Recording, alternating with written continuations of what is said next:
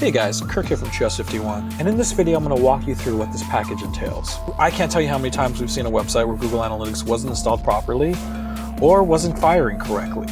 So what we do in this package is, 1, we set up Google Analytics for you. This is a dummy dashboard that we have set up. 2, I don't know if you've noticed, but a lot of these fields don't mean anything to anybody.